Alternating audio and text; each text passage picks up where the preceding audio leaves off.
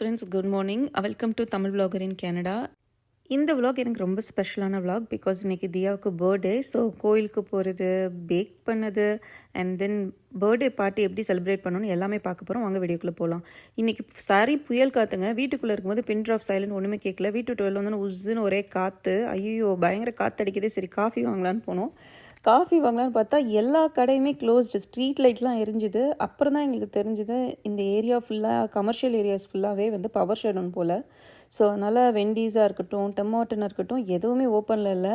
ஒரு வழியாக வேறு ஏரியாவுக்கு போய் ஒரு காஃபியை வாங்கியாச்சு. வழக்கம் போல் வீடியோ கண்டினியூஸாக பார்க்குறவங்க தெரிஞ்சிருக்கும். வீக்கெண்ட் இல்லையா, சரி பீச்சுக்கு போகலாம் அப்படின்னு சொல்லிட்டு நேராக பீச்சுக்கு போயாச்சு. நம்ம ஊர் பீச்லலாம் எவ்வளோ வேவ்ஸ் வரும், ஆனால் இங்கே அந்த மாதிரி பெருசாக நான் வேவ்ஸ் பார்த்ததே கிடையாது. மேபி நான் இருக்கிற ஏரியா சைடு இருக்கலாம், ஐ டோன்ட் நோ. ஏன்னா எனக்கு சம்டைம்ஸ் இது கடலா இல்லை குளமாங்கிற டவுட் கூட வந்திருக்கு. ஏன்னா இங்கே நிறைய லேக்ஸே ரொம்ப பெருசு பெருசாக இருக்கும், உங்களுக்கு வந்து அந்த எண்டே தெரியாது. இந்த பீச்சும் அதே மாதிரி தான். இந்த பியரில் பார்த்திங்கன்னா பியரை தாண்டி தான் கொஞ்சம் டெப்த்தே இருக்கும். பியருக்கு இந்த பக்கம் பார்த்திங்கன்னா நார்மல் டேஸில் நடந்தே போகலாம், அந்த மாதிரி தான் இருக்கும். சும்மா கணுக்கால் அளவுக்கு தான் தண்ணி இருக்கும். பட் இன்றைக்கி அப்படி இல்லைங்க. கிறிஸ்மஸ் டெக்கரேஷன்ஸோட இந்த காற்றுக்கும் அந்த அலைக்கும் பார்க்குறதுக்கே அவ்வளோ அழகாக இருந்தது. கரெக்டாக ஹாலோவின் முடிஞ்சதுக்கப்புறமே கனடாவில் எல்லா இடங்கள்லையும் நியூ இயர், அதுக்கப்புறம் கிறிஸ்மஸ் செலிப்ரேஷனுக்கான டெக்கரேஷன்ஸ் பண்ண ஆரம்பிச்சிருவாங்க. பப்ளிக் வீடுகள்லேயும் பண்ணுவாங்க, பப்ளிக் ஏரியாலையும் பண்ண ஆரம்பிச்சிருவாங்க. இது வந்து பீச் பார்க்குங்கிறதுனால ஃபுல் பார்க்கும் வந்து பார்த்திங்கன்னா லைட்டிங்ஸு, அதுக்கப்புறம் வந்து பார்த்திங்கன்னா ஒரு பர்டிகுலர் டேயில் அந்த கிறிஸ்மஸ் ட்ரீ லைட் அப்போ நடக்கும். அதுவும் எல்லாமே நடந்துருச்சு. ஸோ அதனால் கலர்ஃபுல்லாக இருக்கும். ஈவினிங் வந்திங்க அப்படின்னா எவ்வளோ பயங்கரமாக இருக்குல்ல. டெக்கரேஷன்ஸ் எல்லாமே சூப்பராக பண்ணியிருப்பாங்க. நம்ம ஃபோட்டோ எடுக்கிறதுக்கு இந்த மாதிரி ஃபோட்டோ பூத்ஸ் இருக்கும். அதுக்கப்புறம் எல்லாமே லைட்டிங்ஸில் பண்ணியிருப்பாங்க. எனக்கு ரொம்ப ஆச்சரியமான விஷயம் என்ன அப்படின்னா, இந்த ரெயிலிங்ஸில் உள்ள செடி மாதிரி இருக்குல்ல, அது எல்லாமே ஆர்டிஃபிஷியல் லைட்ஸோடு இருக்குல்ல, அது எல்லாமே ஆர்டிஃபிஷியல். அந்த பக்கமும் பார்த்திங்கன்னா நிறைய லைட்ஸை வந்து டெக்கரேட் பண்ணியிருக்காங்க. பட் அடிக்கிற காற்றுல இன்ஃபேக்ட் என்னெல்லாம் பயங்கரமாக தள்ளுச்சு. ஆனால் அந்த லைட்டிங்ஸோ அந்த பாத்வே மாதிரி பண்ணியிருக்காங்களே, அது எதுவுமே கொஞ்சம் கூட ஆடலை. எப்படி ஸ்ட்ராங்காக அதெல்லாம் பண்ணாங்கன்னு தெரில. பட் டெம்ப்ரரியாக தான் பண்ணியிருக்காங்க. பட் அவ்வளோ ஸ்ட்ராங்காக இருக்குது.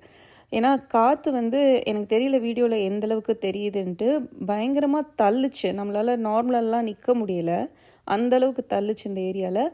மார்னிங் வந்துட்டு இந்த காற்றோட இந்த இடத்த பார்க்குறதுக்கு அவ்வளோ ப்ளசண்ட்டாக இருந்தது. ஏன்னா ஈவினிங்லாம் பயங்கர ரஷ்ஷாக இருக்கும். நிறைய வீடியோஸில் நீங்கள் இந்த இடத்த பார்த்துருப்பீங்க. பயங்கர ரஷ்ஷாக இருக்கும். கச்சமிச்சு ஆளாக இருப்பாங்க. நான் மார்னிங் எழுந்திரிச்சோடனே நைட் ட்ரெஸ் கூட மாற்றல, அப்படியே வந்தாச்சு. பிகாஸ் ஃபஸ்ட்டு ஐடியா கிடையாது. இந்த காற்றை பார்த்தோன்னே சரி அப்படியே பீச் பார்த்தா எப்படி இருக்கும்னு தோணுச்சு. அதனால தான். எவ்வளோ ஏஜ்டு கப்புள்ஸ் பாருங்களேன். எல்லாம் வந்து இந்த பனிலையும் வந்து வாக்கிங் போயிட்டு, இவங்கெல்லாம் இந்த நம்மளை மாதிரி எப்போயோ ஒரு தடவை வந்து விசிட் பண்ணுறவங்களா இருக்க மாட்டாங்க. நிறைய பேர் என்ன மழை காற்று புயல் அடித்தா மட்டும் இங்கே ஓடிட்டே இருப்பாங்க, வாக்கிங் போவாங்க, ரொம்ப ஆக்டிவாக இருக்கிற மாதிரி இருக்கும். அவங்களெல்லாம் பார்க்கும்போது என்னடா நம்ம இவ்வளோ சோம்பேறியாக இருக்குமே அப்படின்னு தோணும் நமக்கு. அவ்வளோ ஆக்டிவாக இருப்பாங்க நிறைய பேர்.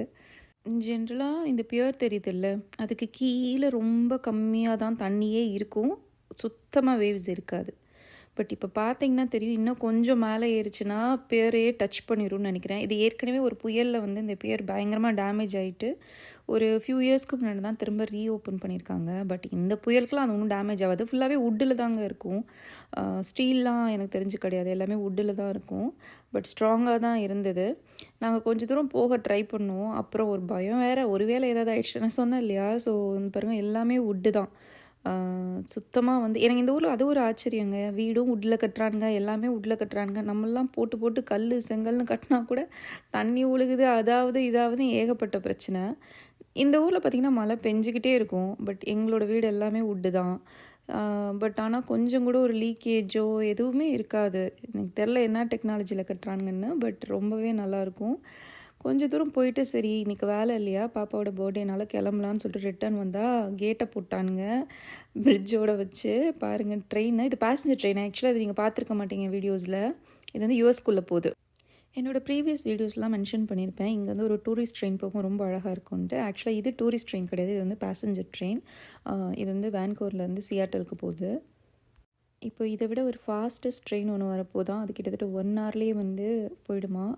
டெர்மினல் வெயிட்டிங் டைம் எல்லாத்தையும் இன்க்ளூட் பண்ணி அப்படி வந்தது அப்படின்னா, இங்கேருந்து யாரெல்லாம் யூஎஸ்குள்ளே போய் ஒர்க் பண்ணிட்டு வராங்களோ அவங்களுக்குலாம் பயங்கர ஹெல்ப்ஃபுல்லாக இருக்கும். ஜாலியாக போய் ஒர்க் பண்ணிட்டு வரலாம். ஏன்னா நீங்கள் அது உங்களோட ஓன் வெஹிக்கிளில் போகிறத விடவும் ஃப்ளைட்டில் போகிறத விடவும் ரொம்ப கம்மியான டியூரேஷன் டைம் இல்லை. பிகாஸ் 1 ஹவரில் நீங்கள் போய் அங்கே ரீச் ஆகிடுவீங்க. கிட்டத்தட்ட இங்கேருந்து டவுன் டவுன் போகிறதுக்கே நமக்கு 1 ஹவர் ஆகும். ஸோ எல்லாமே ஒன்று தான். கிளம்பி கோயிலுக்கு வந்தாச்சு. ரொம்ப அமைதியாக இருந்தது. ஏன்னா நாங்கள் வந்த டைம் அந்த மாதிரி ஒரு 4 அந்த மாதிரி வந்தோன்னு நினைக்கிறேன். யாருமே இல்லை, ஓப்பனில் தான் இருந்தது கோவில். அப்புறம் வந்து ஐயர் வந்து பின்னாடி இருந்தார். அவருக்கு வீடு இங்கே தான் இருக்குது. ஸோ அவரை கூப்பிட்டோன்னா பூஜை பண்ணார். ஸ்டாச்சூஸ் எடுக்கக்கூடாதுங்கிறதுனால நான் எடுக்கல. பட் ரொம்ப அமைதியாக இருந்தது. மற்ற நாளில் வந்து ஈவினிங்லாம் பார்த்தீங்கன்னா நீங்கள் ஒரு சிலரை பார்க்கலாம். இது வந்து முருகன் டெம்பிளுங்க. முருகன், விநாயகர், அப்புறம் வந்து சிவலிங்கம் இருந்தது. இந்த மாதிரி நிறைய டெம்பிள்ஸ் இருக்குது. இங்கே சில டெம்பிள்ஸ் பார்த்திங்கன்னா வெளியிலேருந்து பார்த்தா உங்களுக்கு கோவில் மாதிரி இருக்காது. கமர்ஷியல் ஸ்பேஸை எடுத்து உள்ளே போய் பார்த்திங்கன்னா இந்த மாதிரி கோவில் மாதிரி செட் பண்ணியிருப்பாங்க. ஒரு சில இடங்களில் பார்த்திங்க அப்படின்னா கோவில் மாதிரி நம்ம ஊர் கோவில் மாதிரியே இருக்கும். நான் அங்கே போகும்போது உங்களுக்கு காட்டுறேன். கோபுரம்லாம் இருக்கும். அவளுக்கு ஆக்சுவலாக கேக் வந்து வெளியில் ஆர்டர் பண்ணியாச்சு. நான் பெரிய பேக்கிங் எக்ஸ்பர்ட்லாம் கிடையாது. அப்பப்போ சின்ன சின்ன கப் கேக்ஸ், மக் கேக்ஸ் அந்த மாதிரி பண்ணுவேன். ஸோ மற்றவங்களெல்லாம் சோதிக்கக்கூடாது பெருசாக அப்படின்னு சொல்லிட்டு கேக் வெளியில் ஆர்டர் பண்ணியாச்சு. கிட்டத்தட்ட ஒரு $55 என்னமோ வந்ததுன்னு நினைக்கிறேன், இன்க்ளூடிங் டேக்ஸு. ஒரு ஸ்லாபு ஒரு 15 to 20 பீப்புள் சாப்பிட்ற மாதிரியான கேக் வந்து ஆர்டர் பண்ணிட்டோம். அது போக வந்து கப் கேக்ஸ் வந்து நானே பண்ணேன் ஃபஸ்ட் டைமாக. அவ்வளோதான், பேட்டர்லாம் ரெடி. உள்ளே வச்சு ஒரு 15 to 18 மினிட்ஸ் வச்சேன்னா கப் கேக் ரெடி ஆகிடும். அதுக்கப்புறம் ஃப்ரோஸ்டிங் ரெடி பண்ணிவிட்டு டெக்கரேட் பண்ண வேண்டியது தான் வேலை. ஆக்சுவலாக நம்ப மாட்டீங்க, வெளியில் வாங்கின கேக்கை விட நான் பண்ண கேக்கு தான் எல்லா குட்டீஸும் விரும்பி சாப்பிட்டாங்க. நான் வந்து அவங்களுக்கு ஆஃபர் பண்ணி எது வேணும், எதை சூஸ் பண்ணுறீங்கன்ட்டு அவங்க எல்லாருமே கப் கேக்குன்னாங்க. ஐ திங்க் மேலே போட்டிருந்த டெக்கர் நானும் நினச்சேன். பட் எல்லாருமே ஃபினிஷ் பண்ணாங்க. தியா மேடம் மட்டும் க்ரீமை சாப்பிட்டுட்டு கேக்கை அப்படி எப்பயும் போல் வழக்கம் போல் வச்சுட்டாங்க. பட் மற்ற குட்டீஸ் எல்லாருமே ரொம்ப விரும்பி சாப்பிட்டாங்க. ரொம்பவே நல்லா மாய்ஸ்சராக வந்திருந்தது. நான் ஃபஸ்ட்டு வந்து இந்த கப் கேக்ஸ் எல்லாமே பண்ணிவிட்டு நல்லா ஆற வச்சுட்டு தான் பசங்களை வச்சு தான் க்ரீம் வந்து ரெடி பண்ணேன். பிகாஸ் எனக்கு வேறு வேலை இருந்தது, நான் கொஞ்சம் பிஸியாக இருந்தேன். பசங்க தான் ஃபுல்லாமே பண்ணாங்க. அவங்களுக்கும் கொஞ்சம் டைம் ஸ்பெண்ட் பண்ண மாதிரி இருந்தது. ஹாலிடேஸ் வந்துருச்சு இல்லையா? ஸோ இது ஃபுல்லாகவே winter break, 2 weeks winter break. January 6 தான் உங்களுக்கு ஸ்கூலில். நான் இதில் வந்து பட்டர் க்ரீம் தான் யூஸ் பண்ணேன். கலர் அவங்களே சூஸ் பண்ணிட்டாங்க. 2 பேரும் சேர்ந்து ரொம்ப ஹாப்பியாக பண்ணிகிட்டு இருந்தாங்க. மேடம் வந்து எப்படா ஃப்ராஸ்டிங் வரும், எப்படா சாப்பிட்லான்னு இவங்க வெயிட் பண்ணிகிட்டு இருந்தாங்க. ரேயா வந்து எல்லாமே ப்ரிப்பேர் பண்ணா. அவள் தான் ஃப்ராஸ்டிங் பண்ணா, அவள் தான் டெக்கரேட் பண்ணா. இதுக்கு முன்னாடி நான் ஃபுல் க்ரீம் ஃப்ராஸ்டிங் ட்ரை பண்ணியிருக்கேன். அது எனக்கு கொஞ்சம் கஷ்டமாக இருந்தது. கொஞ்சம் கஷ்டம் இந்த சென்ஸ் லைக் கொஞ்சம் கன்சிஸ்டன்சி தப்பாக போயிட்டால் கூட அது நல்லா வரல, அந்த பீக்கி ஸ்ட்ரோக் ஆக்சுவலாக. பட் இது வந்து எனக்கு ரொம்பவே ஈஸியாக இருந்தது. டக்குன்னு வேலை முடிஞ்ச மாதிரி இருந்தது. ஒன்றும் பெரிய போர்டனாக தெரில. கப் கேக் அவ்வளோ அழகாக வந்திருந்தது. நான் இப்போ ஓப்பன் பண்ணி உங்களுக்கு கட் பண்ணி காட்டுறேங்க. ஆக்சுவலாக அப்படியே பயங்கர மாய்ஸ்சராக இருந்தது கேக்கு. எஸ்பெஷலி அந்த ஃப்ராஸ்டிங்கோடு சேர்த்து சாப்பிடும்போது இன்னுமே நல்லா இருந்தது. நான் வந்து சாக்லேட் கேக் வந்து ஸ்வீட் வந்து கொஞ்சம் கம்மியாக தான் போட்டிருந்தேன். பிகாஸ் அதை நம்ம எனிஹவ் க்ரீமோடு சேர்த்து சாப்பிடுவோம் இல்லையா? ரொம்ப ஸ்வீட்டாக இருந்தால் திகட்டும் அப்படிங்கிறதுக்காக. இப்போ பாருங்களேன், நான் கட் பண்ணுறேன். உங்களுக்கு இந்த ரெசிபி வேணால் சொல்லுங்கள், கண்டிப்பாக ஒரு ஷார்ட்ஸில் அப்லோட் பண்ணுறேன். ரொம்ப ஈஸியாக கிட்டத்தட்ட ஒரு 1/2 hour to 45 மினிட்ஸ்க்குள்ளே நீங்கள் ஃப்ராஸ்டிங், கப் கேக் இது ரெண்டுமே பண்ணிடலாம். அதுக்கு மேலே ஒரு குக்கிங் டைம் தான் உங்களுக்கு இருக்கும். இதெல்லாம் முடிச்சுட்டு ஈவினிங் பர்த்டே பார்ட்டிங்க. அவளுக்கு இந்த ப்ளே ஏரியா செட்டப் தான் வந்து ஃபிக்ஸ் பண்ணியிருந்தோம். இது பக்கத்துலேயே ஒரு குட்டி ஹால் இருக்கும்.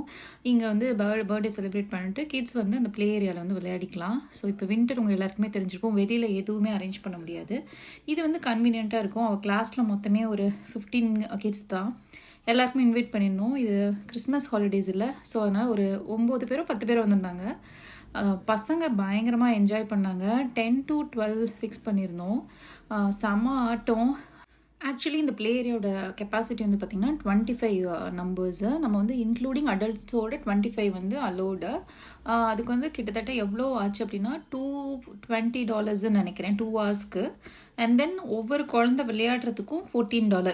இப்போ நீங்கள் வந்து தனியாகவும் கொண்டு வந்து விளையாட வரலாம் அவங்க பசங்களை.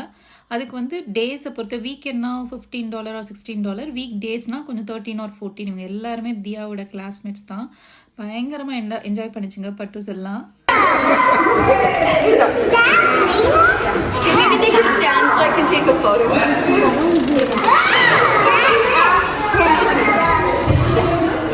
Say cheese, everybody. Cheese. Do you have to? Cheese.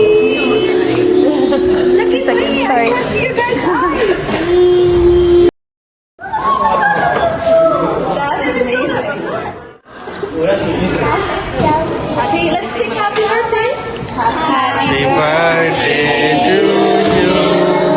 Happy birthday to you. Happy birthday to you. Happy birthday to you.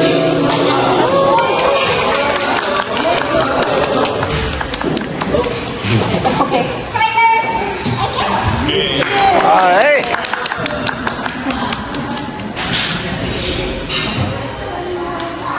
Yay. What the balloon fight?